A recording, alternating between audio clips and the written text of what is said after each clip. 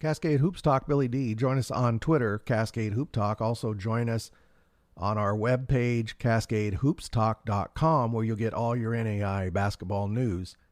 Today we have Austin Johnson of Lewis Clark State.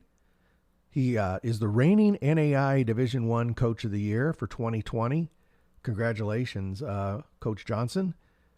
Beginning his third season at Lewis Clark State in Lewiston, Idaho. Over the last couple of seasons, Johnson's led this LC State team to the best back-to-back seasons in school history. Over this period, they've gone 59-10, 28-8 in conference, 8-1 in postseason. They've got 2 wins against NC2A Division I competition. Coach Johnson is a 2008 graduate Oklahoma Wesleyan. He started 2 years at Oklahoma Wesleyan, scored over 1,200 points, hit 253 pointers. He was captain his senior season there, where they went 26-8, reached the Sweet 16, and he was also the Oklahoma Wesleyan Male Athlete of the Year in 2008. After doing some graduate assistant work, he went to Lewis Clark State in 2010 as an assistant. In 2015, he became the associate head coach. Spent a couple of years over at Corbin in the Cascade Conference, where he had great success, and he returned 2 years ago as the head coach at Lewis Clark State. Welcome, Coach Johnson. I appreciate you being on the show. Thanks for having me. Excited to connect and talk hoops. So I said in your introduction, you had a very successful career at Oklahoma Wesleyan, a well-known small college basketball program down there. Can you talk about your time there and maybe perhaps how it influenced your decision to become a coach? For sure, yeah. I had 4 really fun years at Oklahoma Wesleyan, and when I went to Oklahoma Wesleyan, it was not the juggernaut that it is now. We won, I believe it was 10 games, 8 games, and 11 games my first 3 years. So it was not what it is now. But my senior year, there's a coaching change, and Coach Bostic was hired, who's currently there now, and we finished up, I think, 26-8. We beat William Penn in the first round and had a really good game against Northwestern in Iowa at the national tournament. And so I've always loved basketball and kind of been, that single-minded person with basketball is kind of an obsession. And so around my sophomore year at Oklahoma Wesleyan, I really thought more about getting into coaching and started working camps kind of all over the country to just get something on a resume since I was playing and couldn't really, volunteer anywhere during the season. And so and I think a huge critical thing for me was playing for Coach Bostic my senior year. Coach Bostic is an extremely competitive person, and he's also a really big-time family man. And I think that was one of the first times I had seen someone be like care about being good at both. I'd played for coaches who were all they cared about was basketball, and their personal life or their marriage might not always been the priority that I thought it should have been. And then there's other people I played for that they were awesome, godly men and family first, but also it was almost like the basketball thing wasn't quite as cared about. And so playing for Coach Bostic, I saw that you could be a good father and a good husband, and also be a really good basketball coach, or at least really make that something you're passionate about. And so playing for Coach Bostic definitely impacted my trajectory, just in terms of having playing in his program for 1 year. I mean, obviously I wish I could have played for him for more years, but that 1 year was still huge. My junior year, I was all conference and averaged around 16 points a game. And then my senior year, I averaged, I think, around 7 points a game, but we won about, 15 or 16 more games. And even from a coaching standpoint, I think it was extremely important for me to go through that process. Every person says they want to win, but most of us, we want to win if we kind of get the glory, or we get the shots, or we get the points. And so, I had to do some soul searching my senior year. I knew I wanted to win, but it's also kind of nice to score a lot of points. And so for me to kind of go through that my senior years, I don't know if I don't say it was humbling because I didn't think I was Michael Jordan or anything, but it was a really good teaching tool for me to say, okay, hey, like if we can win and go to a national tournament and I'm, the 5th, 6th, 7th option, like let's do it, because we're probably not getting there on the first option. And so I learned a lot through that process, and I think that kind of helped me as a coach, because I've seen, I think I've seen different perspectives as a player. I wasn't always the best player. I wasn't always, the man. But I also did play enough, and I had a big role and then had a smaller role, and kind of had to adjust to that. And so I think that's helped me in my journey as a coach, try and relate and communicate and understand student athletes. And so I worked a bunch of camps in the summers, my last few summers when I was at Oklahoma Wesleyan. I thought I had a grad assistant job lined up in at a Division I school in Michigan. And I was pretty naive. They told me, yeah, we got a spot for you. And then about a week after I graduated, I was like, okay, like I can come up whenever.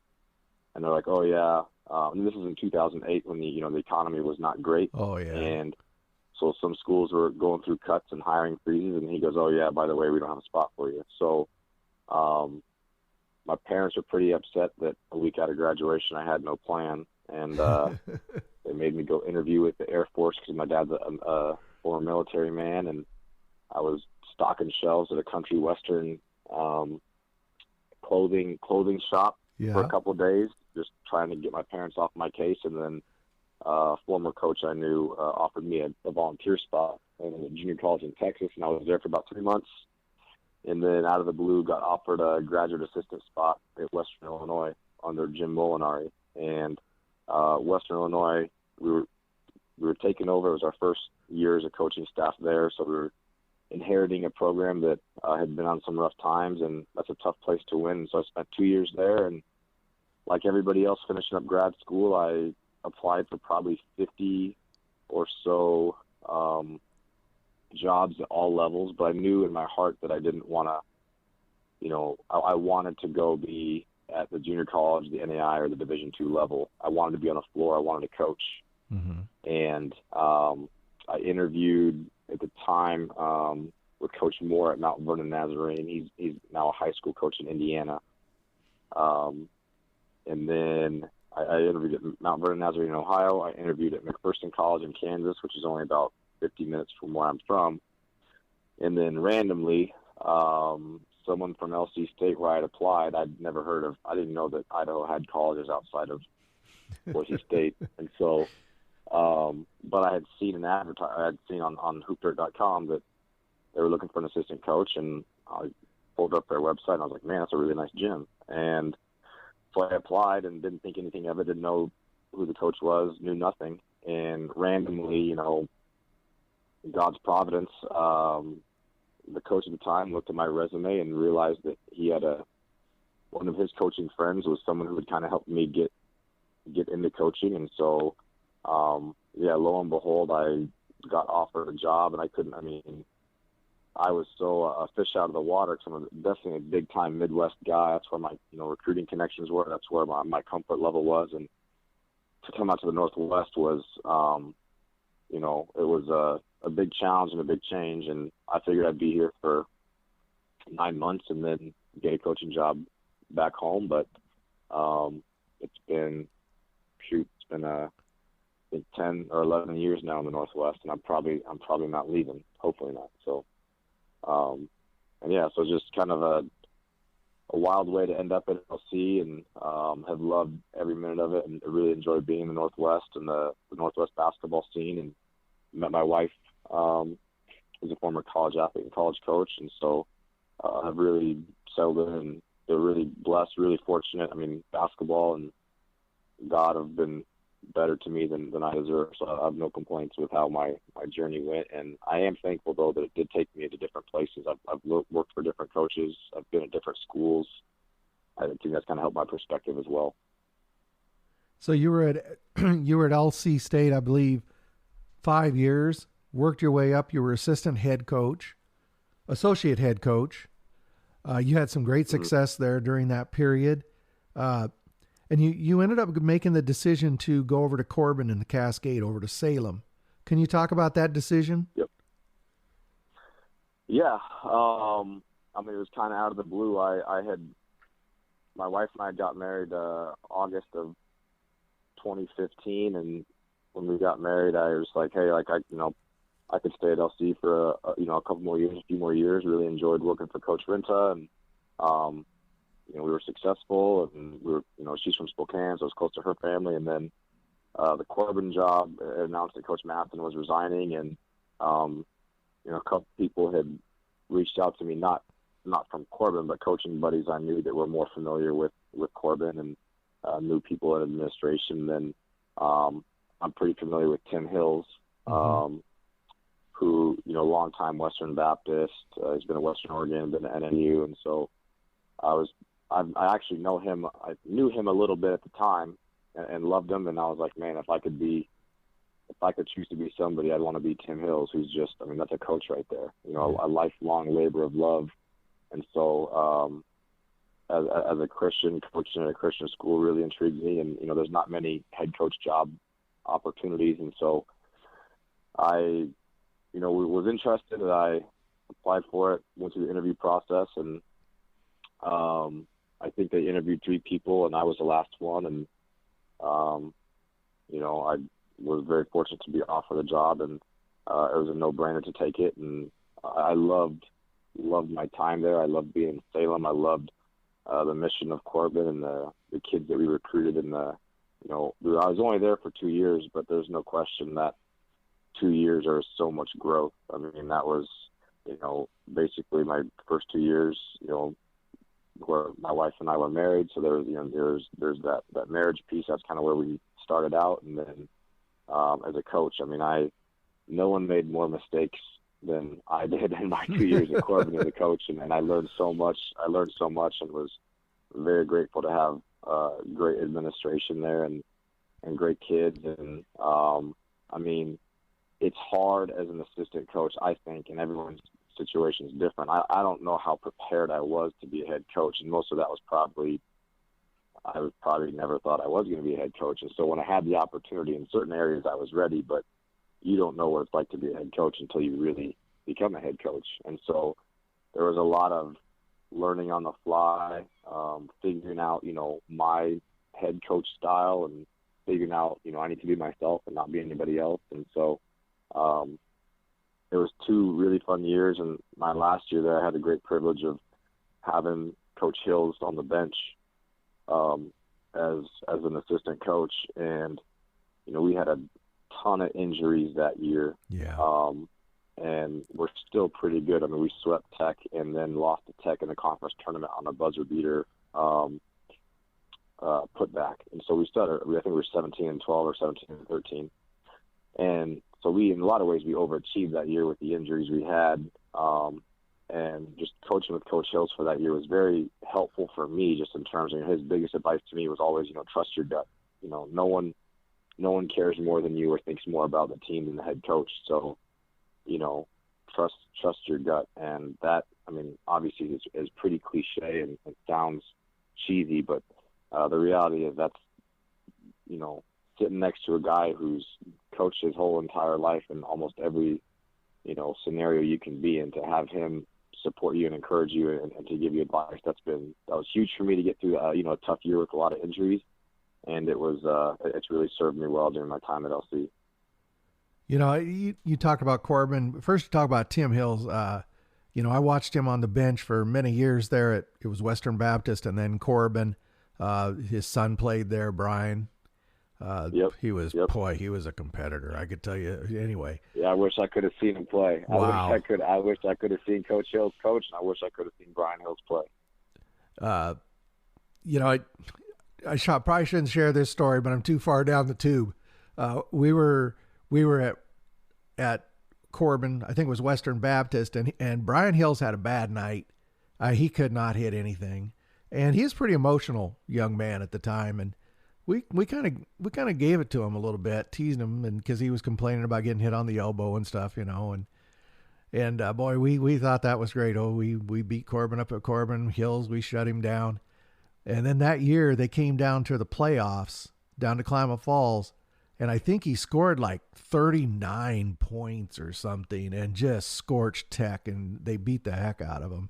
So you'll never get. I don't think you'll ever get the best out of that guy, or the best of him. No, I should say. Yeah, exactly. Those guys are both pretty impressive, performers. And when you look, it was a little before my time in the Northwest, but you've got, Brian Hills, where he sits in the NAI all-time scoring list, and I think it's I can't remember his first name, but one of the Fige. Yeah, Eric Fige.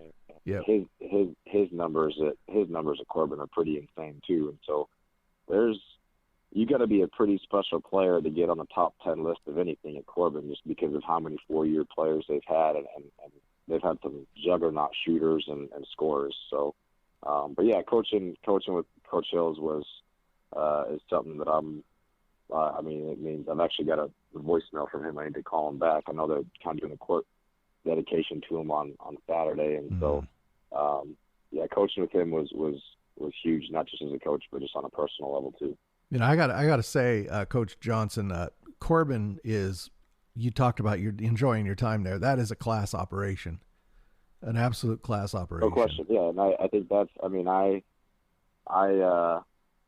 I'm not too proud to admit that I cried on campus in front of just about every single person when I ended up saying goodbye. I mean, it was.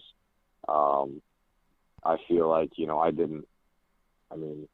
that's a very special place and very special people that my priorities align with theirs, and they were so good to me, and I hope they feel the same way. I mean, that I do. But yeah, it's an awesome place to class act people, and it's a great group of students and great group of student athletes, and it's an all. I can't say enough good things about my time there, or how my wife and I were treated, and just there's a lot of awesome. I could go on and on. Even though it was only for 2 years. Yeah, there's a lot of good things about being there, and again, that's a legacy. It's a legacy of people like Tim Hills. I mean, and that's pretty rare for someone to be somewhere so long, and so it's pretty special.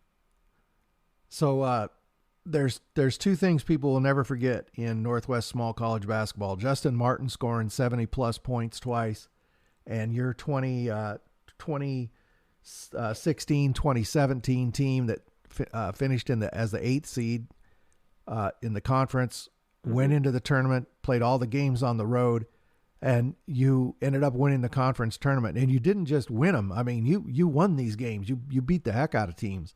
Yep. Just talk about that run and that team.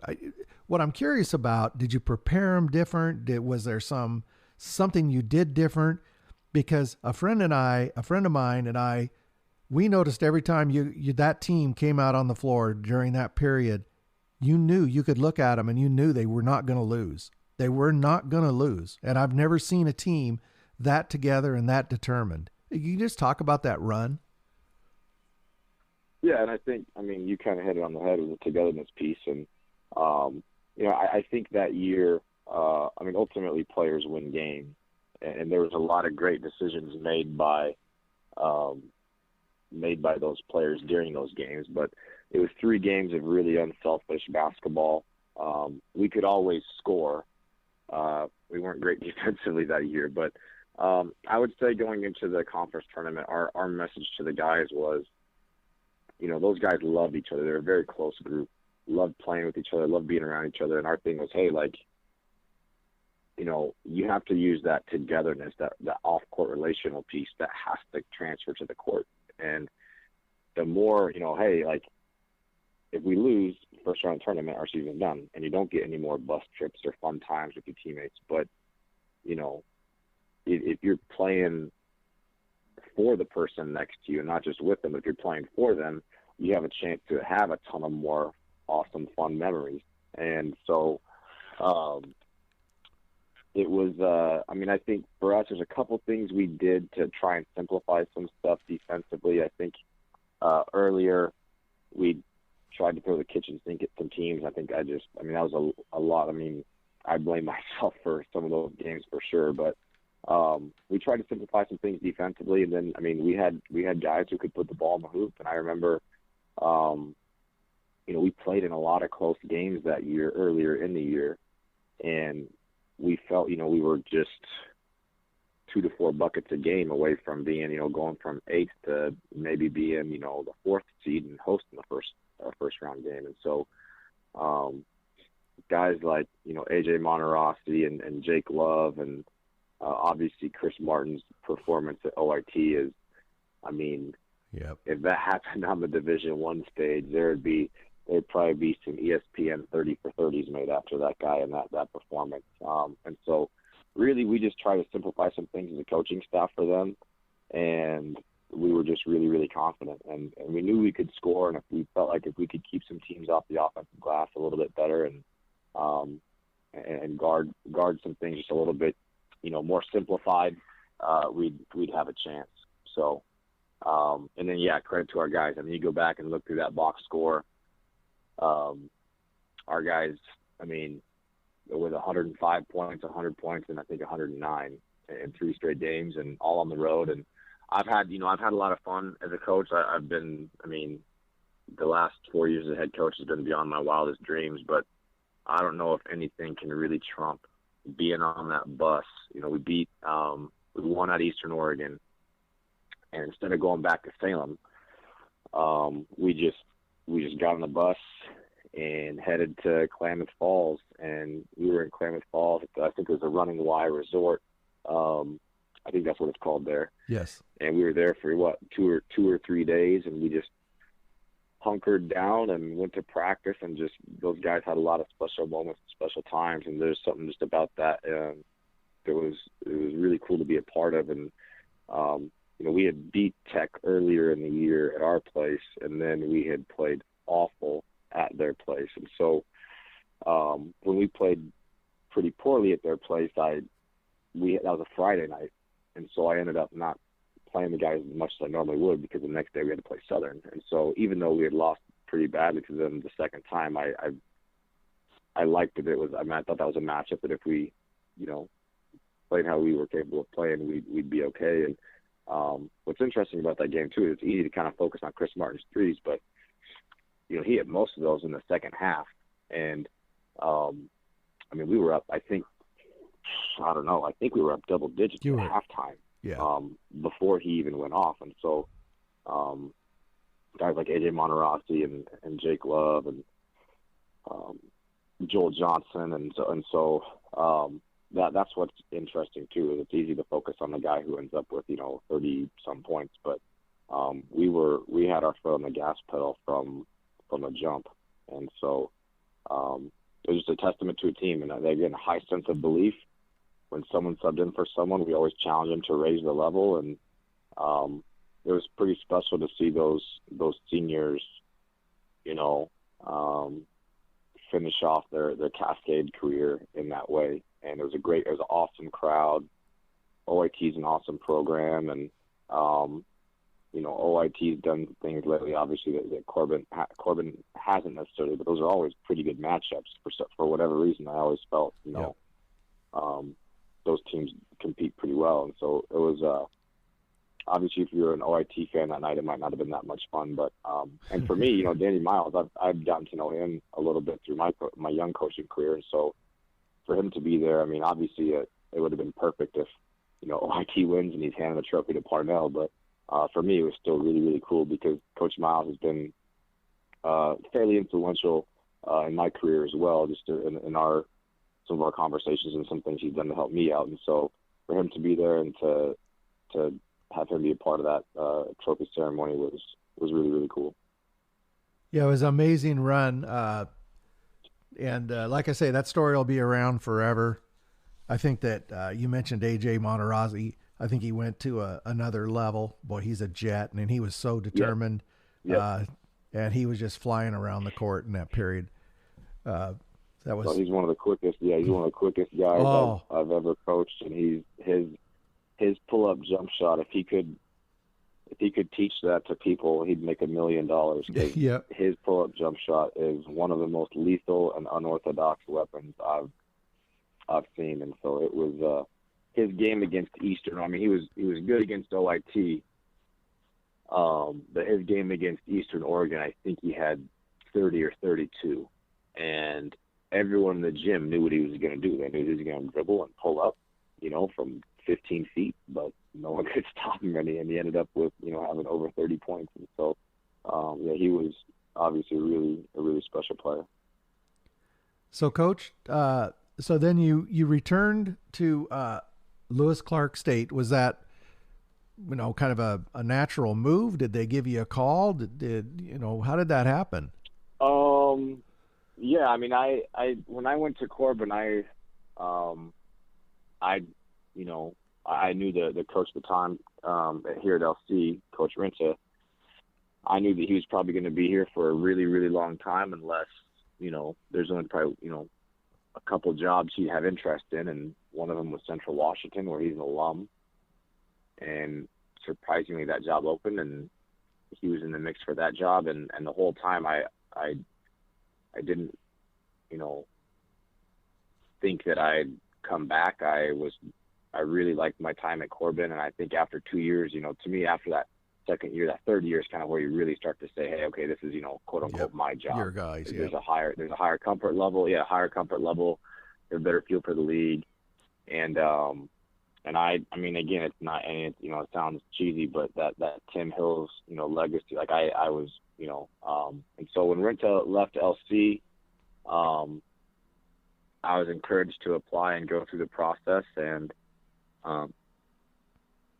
at first it was, I'll be honest, it was kind of it was lukewarm on my end. I wasn't really, going all out or, having, certain people call for me on my behalf. I was just, hey, like, I'll do what's needed to see if I can advance. And, but the further it went down that road, I mean, LC is a place where, I've spent the majority of my coaching career, and as time went on and I went through that process further, I just felt like, hey, this is what I want to do. And ended up getting offered the job and took it. And the hardest thing for sure was this all happened when Corbin was out of school. And so I was not able to meet with our players in person, because they had all left for the summer. And so having to call every guy and let them know. I even called the guys who were seniors and who weren't, who their careers were done, but I wanted to call them and just thank them. And I'll never forget calling Joel Johnson. I was crying in the car, getting into the Jiffy Lube to get my oil changed to make the drive over. And just, Joel Johnson has a special place in my heart for how much he let me coach him. And I think, who he became, those 2 years I got to coach him was pretty special. And so that was really gut wrenching to not be able to tell the guys in person, but school was out and they were all gone. And so, yeah, originally, at first I wasn't like, oh man, the LC job opened. Like I'm all over that. It was kind of a lukewarm thing. And then, I mean, I felt that the further it went on, I was like, I think if I have a chance at this, I can't pass it up. And so, that's kind of how the cookie crumbled. And then, go figure, after I'm here for about 8 months, we decided we're going to get into Cascade. And so, we played Corbin this past year at a neutral site game at C of I, and that was kind of unique, coaching against guys that I had recruited or coached before. And I'm sure it's only going to be even more strange on my mind and on my heart when we go to Salem this year to play them at their place. Yeah, when you walk back in the gym, they redid the gym over there. It looks really nice. I just saw pictures, but yeah, I'm excited. Yeah, it looks awesome. It looks awesome, and I think there's a lot of Corbin and Western Baptist alums that would love to be playing on that floor. There's a little more bouncy, and I always joke about how close that wall is on the baseline. I wonder how many ankles it's sprained and wrist is broken. We had a guy break his wrist in my time there, just trying to stop himself from running. So, but yeah, it's a great little gym. And then the Tim Hills court is going to be a really, really cool addition for both Corbin and for Cascade. So, Coach Johnson, you get back over to LC State, and you have the best back-to-back 2 seasons the school's ever had. Last season, you go 29-3. You win the Frontier, which is a very tough conference, Frontier Conference. You win the regular season. You win the tournament. You beat Carroll by 21 points. Carroll, a very good program. You finished 6th in the nation. You were seeded 2nd in the tournament that didn't happen. Just maybe talk just a little bit about last season. What a great year. Yeah, it was a really special year. I mean, the year prior, my first year at LC, we went 30-7, and we had 6 seniors. And so after that year, we lost, a lot in terms of graduation. So going into this past season, we weren't sure how, talented we'd be, but we knew we'd be tough. And we weren't as long and as athletic as some prior teams at LC, but we were really, really tough, and we were high IQ. And I can't say enough good things about that team. We went through, like any team, there's a lot of adversity with guys, getting injured or being sick. We had, went through a lot during the season, but that year, that team, they don't make, I don't know how often I'll get to coach a group that's as unique as that group and as bought in as that group. I mean, I feel like I could have told those guys to play blindfolded with their left hand, and they would have done it, and they would have believed in it. And so the buy-in from that group was tremendous. And to go through the travel that we do as a geographical outlier in that league, and to play each other 3 times in league and then a 4th time in the conference tournament, I mean, that's pretty grueling. And the Cascade, there's definitely grueling things about the Cascade, no question. But to play each other 3 times in a regular season, that's about as brutal as it gets. And so I'll never forget the toughness from that year's team. And then obviously, like so many other college, athletes and programs, it's pretty heartbreaking for our guys to not have the opportunity to prove themselves at the national level. And obviously, there's bigger things in play there, but just felt really, really bad for them. And I mean, we had 2 seniors that were the winningest 2-year players in school history, and Josiah Westbrook and Connor Moffitt. And those are really special guys. And I was really, really hoping that they'd get a chance, some more time with their teammates and more time getting to do what they love in Kansas City at the national tournament. And so, but that's, when all that happened, it just makes you even more appreciative that group controlled what they could control during the season. And, it was a special group. There's a lot of fun bus rides.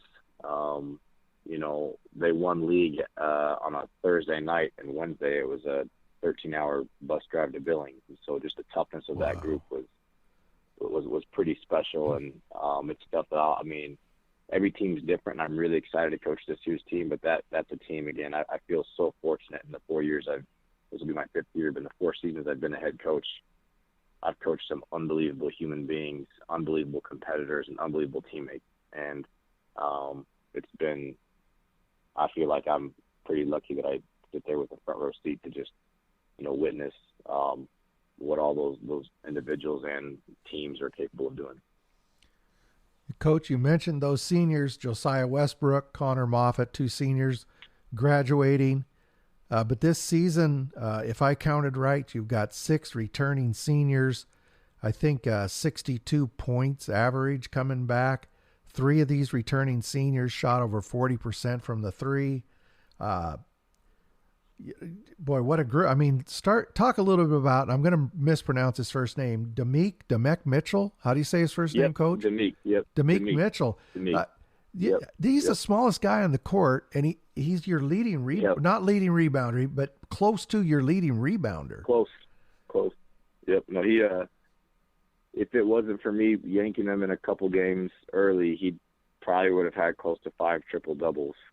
He's as complete as it gets, and he was the co-defender of the year in our league. And so, Coach Rinta and the previous coaching staff did a tremendous job recruiting him, and he was a freshman of the year in the league. And then when I got here, he was a sophomore, and each year he gets better at something. And when you look at, he made 73 threes at almost, I think, 48 or 49% from 48, three. yeah. And I mean, that's phenomenal. And like you said, he's 5'9" on a good day, and he's averaging 6.5 rebounds. And so he's he is, he has a chance to end up, the best player in school history. I mean, he's the all-time assist record holder, and depending on how many games they're able to play, I mean, he could end up challenging for the scoring record. And so he's kind of the catalyst when guys see, I mean, even right now in practice, he's diving on the floor in drills, and it's a pretty good teaching tool for the young guys to say, if Demick Mitchell, who has all these accolades, if he's going to dive on the floor, like, what's that say about everybody else? Like, and so he's as much of a tough, competitive warrior as anyone I've coached. And what makes him also unique, though, is just he's an empowering and an encouraging teammate, and he gets the best out of everybody. And so he's special. If I could coach Demick Mitchell every year, I'd look like a pretty good coach. So, but excited, just to see the kind of senior year he can have, and hopefully, all these guys can kind of get over that hangover of not being able to finish out last season. Talk a little about Tristan Bradley, 6'8". He's from right there in Lewiston. He 6.5 rebounds himself, 38 blocks, also shoots from the three over 40%. He's a key piece to your attack, right? Oh, he's a special player. We joke every now and then. I tried recruiting him at Corbin, showed him around campus, and then he ended up picking LC, and so I busted his chops that, the worst thing happened is that I ended up getting to coach him, because he'd already told me no once, so I was going to make his life miserable once I became his head coach. But he's a pretty special talent. I mean, he's in some ways he's a late bloomer, and over 40% from three from your 6'8" center. He's got a quick release, and the big thing for us is just he's gotten a lot tougher over the years. He's always been skilled, but his toughness to where he's making good post moves, he's being physical, and he's a very unique talent at any level. I mean, we played University of Idaho and beat them by 15, and Tristan Bradley was hands down the best basketball player on the floor that night. He had 28 points and 12 rebounds. And I mean, if someone came and watched that game and asked, which one is a Division I all-conference guy, they would look at Tristan. Now, again, that doesn't mean that every night he averaged 28 and 12, but he's a special talent and has really put in a lot of work to grow his game, and he's another guy who I think has really taken being challenged and being coached hard. I think he's really, embraced that, and it's been fun to see his development the last few years. Then you have another 6'7" Idaho guy out of Meridian, Travis Yenner. He can hit the boards, 5.5 rebounds, 13 points, 53 assists as well. Yeah, Travis is an interesting one. I remember being on the side of the road on my way to Seattle when I just got hired at Corbin. I was still working for LC because we were about to go to the national tournament, but first I was going to go watch the NWAC junior college tournament. And I remember my wife driving, and I had her phone and my phone calling anyone I could think of to start recruiting for Corbin. And I remember pulling over on the side of the road when I had just a little bit of service to call Travis to give him a last-ditch recruiting pitch to come to Corbin. He was already committed, and then he opened up his options, and he stayed committed to where he was at a school in California. And I completely understood. I was kind of late to the game and all that. And then I was at an open gym in the spring of my second year at Corbin, and get a text from Travis Yenner that says, "Hey, I'm going to be transferring and would love to talk to you about Corbin." And I was like, man, yeah, this is great. And so we talked a few times, kind of laid out the vision I had for him and our program. And so he decided to transfer. He signed a letter of intent. And about a week after he signed, I took the LC job. And so I had to call him and say, "Hey, just so you know, I'm going to LC State." Or I didn't tell him where I was going. I just said, "Hey, I'm taking a different job. I'm no longer going to be at Corbin, but everything is set for you here at Corbin in terms of the financial aid scholarship stuff. Like you're good to go here." And he was like, "Well, where are you going?" And I was like, "LC State." And he was like, "Well, can I go?" And I was like, "Sure." And so Him being an Idaho guy, I mean, again, his situation is unique. You know, at Corbin, he would have played right away. At LC, the program I took over, we had 6 seniors. So I told him, hey, if you come here, you're probably going to have to redshirt. And Travis is a pretty good player, and you know, not every guy wants to redshirt, but ultimately he chose that path, and his game took off. And I think, I mean, for neither Travis or Tristan to be, you know, we won league fairly convincingly, and we only had one guy on the first team all conference. And so Travis and Tristan are 2 very special players that I think, you know, no question are first team all league, you know, all American type players. And so it's been awesome to coach Travis. And again, a lot of these guys, I have you know, there's a backstory with each guy almost. And so it's been pretty cool. And yeah, Travis had an unbelievable junior year coming off that redshirt year, and you know, was our leading scorer in the league, and it's pretty impressive.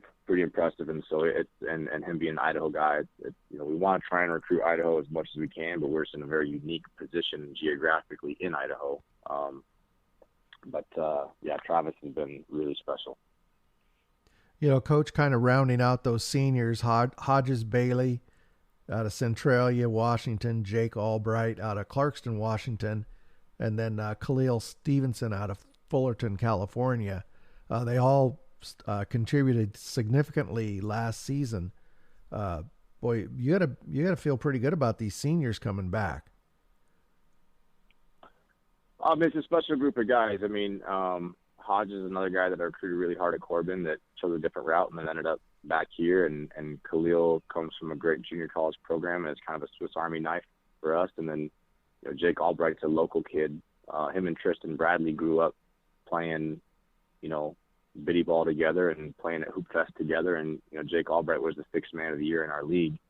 As a center, he was second on our team in assists and led us in rebounding. And so yeah, it's a special senior class, but you know, we have this group as a group of seniors that haven't done anything yet. And I think a lot of times, you know, you'll see seniors not always keep that foot on the gas, or maybe they get tired of Coach Johnson yelling at them all the time. And so we really try and guard against that. And I'll say though, they've all kind of come back hungry, and one way or another, each of them are better at least one thing than they were last year.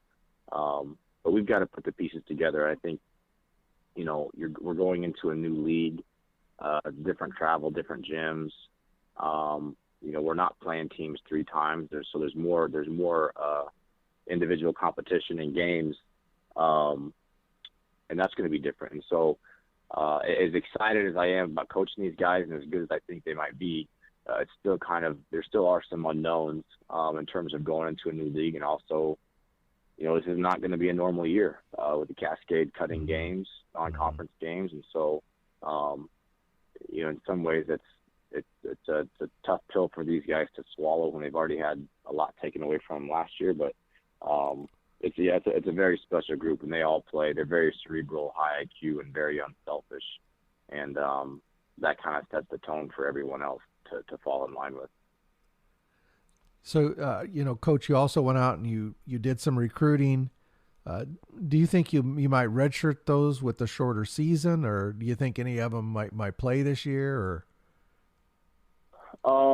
we'll probably. I mean, we're trying to go the Danny Miles route and try and redshirt as many people as we possibly can. And so we're gonna. You know, right now we have 17 guys on our roster, and we'll probably redshirt 6 of them. Now, obviously, you know, COVID-19 might have to say something about that in terms of, you know, if we have someone who has to sit out for 2 weeks, we might have to figure out if we can, you know, and so all those logistical things. But yeah, we for sure will. I mean, our plan is, you know, we bring 3 guys off a redshirt from last year, and we'll redshirt most of our high school guys. Silas Benyon from Churchill High School in Eugene, he'll play. He will not redshirt, but most of the other freshmen will. We just, you know, with so many seniors, that's kind of a luxury that we have, and I think some of the freshmen could play for us as freshmen, but we really believe in that redshirt year from an academic, social, and athletic standpoint. You know, I got to plead some ignorance here. I didn't realize you got that guy out of Churchill. He's a great basketball player. Yeah, he was all league he was a player of the year in the league as a junior.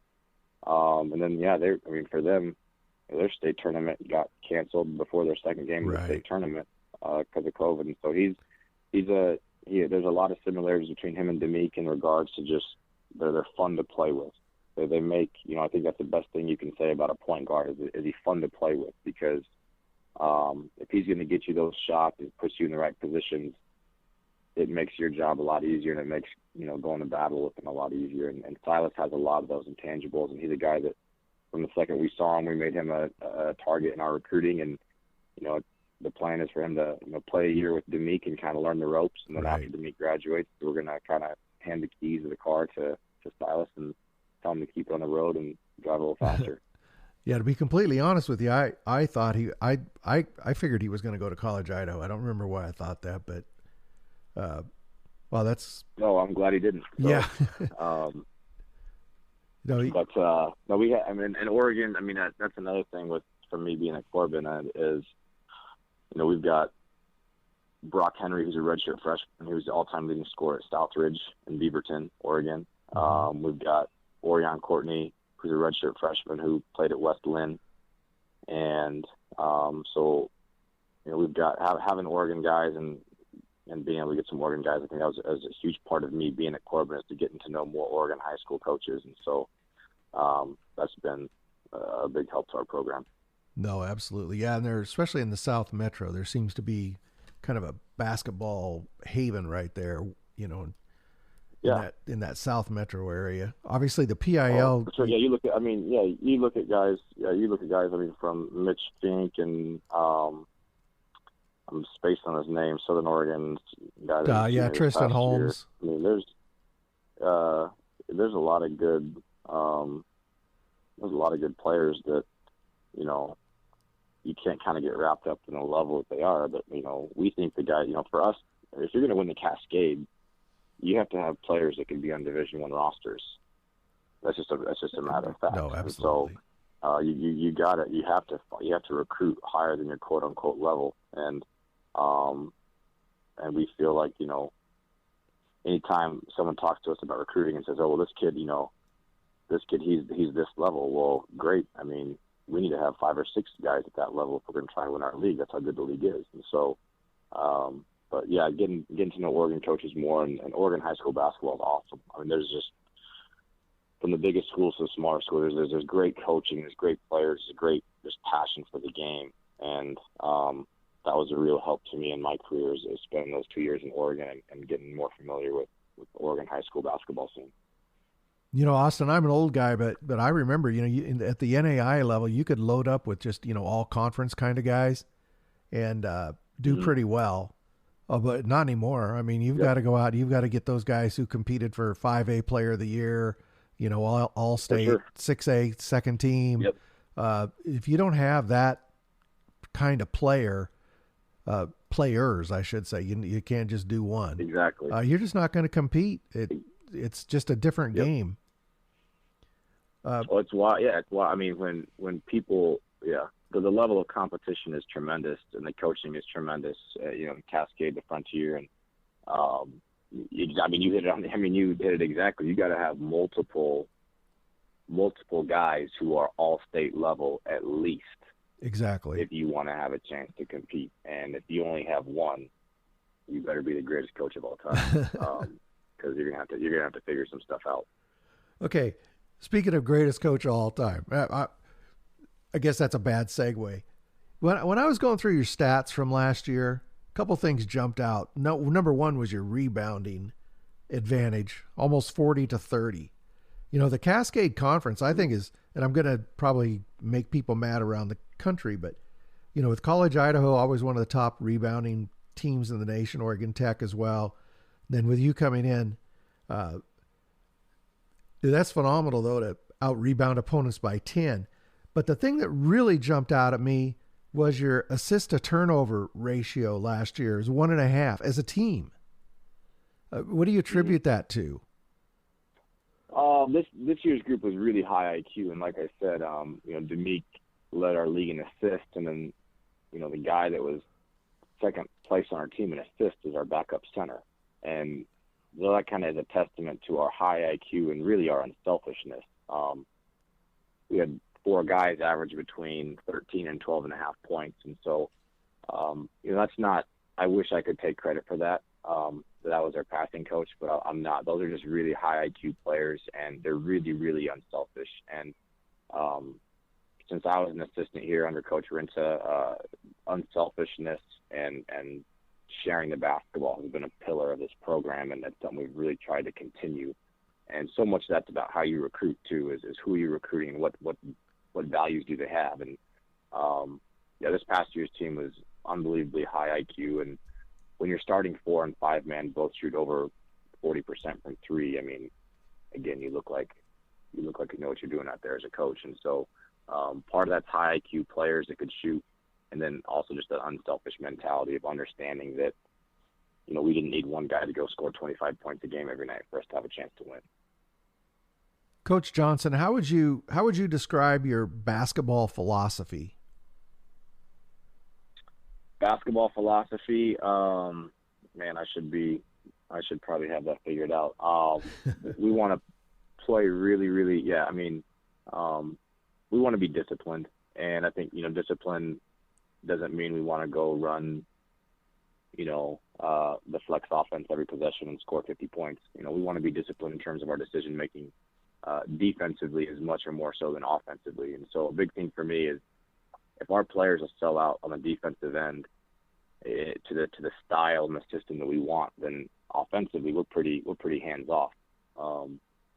In terms of, we want to coach and teach the defense, and then on offense, hey, go use your strengths and just go make plays, go be a basketball player. And so to me, I guess my philosophy is just a balance between discipline and freedom. And you earn that freedom by staying disciplined. But that's probably the best way to say it. I'm definitely a defensive-minded coach. If you watched my first season at Corbin, you wouldn't think that. But I think we gave up like 85 points a game. But defense is something that we're really going to teach and be passionate about, because I think that's something that requires a little bit more teaching. And whereas on the offense, if you recruit the right types of kids that are unselfish and skilled, you can kind of give them the green light to be themselves. And so we want our guys to be really, really disciplined, but also be able to make plays and do what they do and have that sense of freedom. That's a long answer for me. No, I don't know what my philosophy is. Just go figure it out, I guess. No, I appreciate that. Coach, I really appreciate you taking the time. Look forward to seeing you guys around the conference this year. It's going to, like you say, it's going to be a few different, still long bus trips, just different bus trips. Yep. We're going to be able to hit some in and outs. The guys are going to be able to there's going to be some more, for me, there's going to be some more coffee spots and some more rest areas. And then for the guys, there's going to be a lot more food options that they're going to be excited about. And the big thing for us is just, we have Oregon and Washington and Idaho kids. And so their families, obviously right now during a pandemic, who knows what is going to happen, but getting to play in front of your family and friends, I think, is really cool on the college level. And I think that's going to be, so we're playing games in our recruiting footprint, and I think that's really important. Well, absolutely. Well, thank you, Coach. I really appreciate you taking the time. I enjoyed talking to you. No, thanks a ton, and thanks for all you do for small college basketball and for the Cascade in particular. And the Cascade, I'm really excited. Great history, great tradition, and great coaches currently, and it's going to be a lot of fun, and I know every night's going to be a nail biter, so I'm looking forward to it. So thank you so much. Yeah, absolutely. It's about time to lace them up, isn't it? Yep, exactly. That's, I think, less than 1 month until our first exhibition, so our guys are ready to roll.